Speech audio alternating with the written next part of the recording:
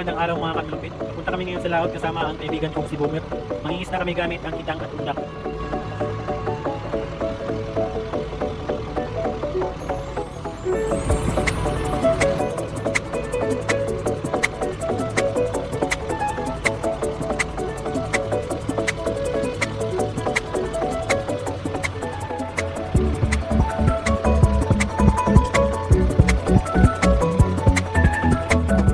Ito nga pala yung gagamitin naming panghuli. Ang tawag namin dito ay kitang. Meron itong 200 kawit. Ilalatag namin 2 by 5 PM. Yan kasi yung oras na maraming isdang lumalabas kumakain ng mga maliliit na isda. Ito naman yung isa naming panghuli. Ang tawag namin dito ay udak. Ang pinagkaiba nito dun sa isa ay kunti lang yung mga kawil niya. Ito muna yung gagamitin namin ngayon. Sa paggamit ito, pinakailangan lang na hinihila-hila yung line para maakit yung mga isda. Yun, may nahuli na kaming isa. Isa? May isa pa? Oo, meron pa yun.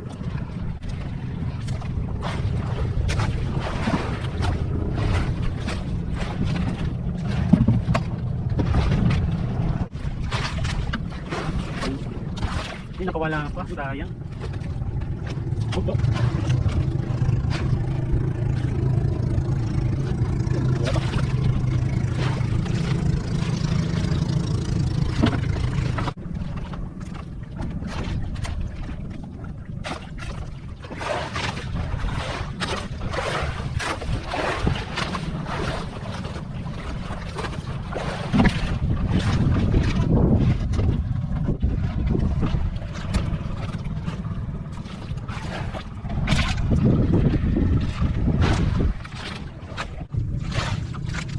Malapit nga pala kami dito sa mga payaw kung saan nilaraan yung mga maraming isda.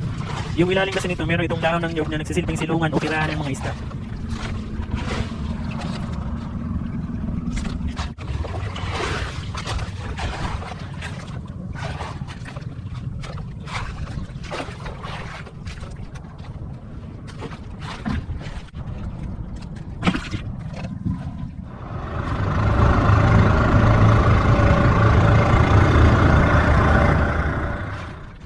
Dahil hapon na ilalatag na namin yung kitang.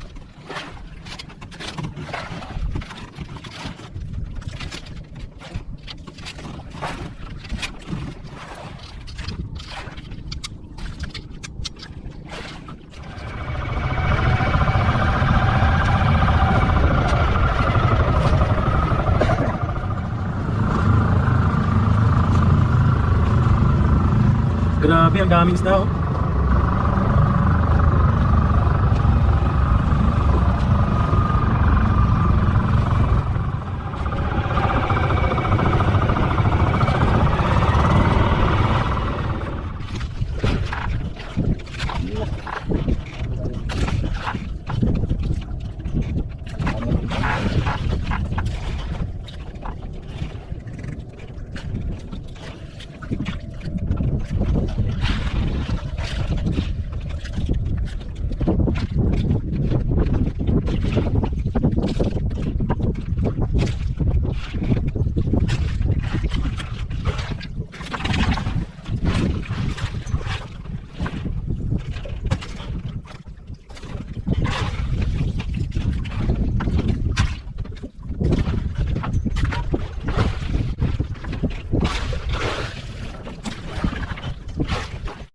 Ito lang yung nakuha namin sa kita ngayong hapon, kaunti lang. Magluluto muna kami ngayon guys. Ito nga pala yung ulam namin ngayong gabi. Magluluto kami ng adobo. At dito naman namin lulutuin. Bukas na kami uuwi guys. Dito muna kami matutulog ngayong gabi. Luto na yung aming kanin at saka adobo. So bukas guys, gigising kami ng maaga para maglatag na naman ng kitang.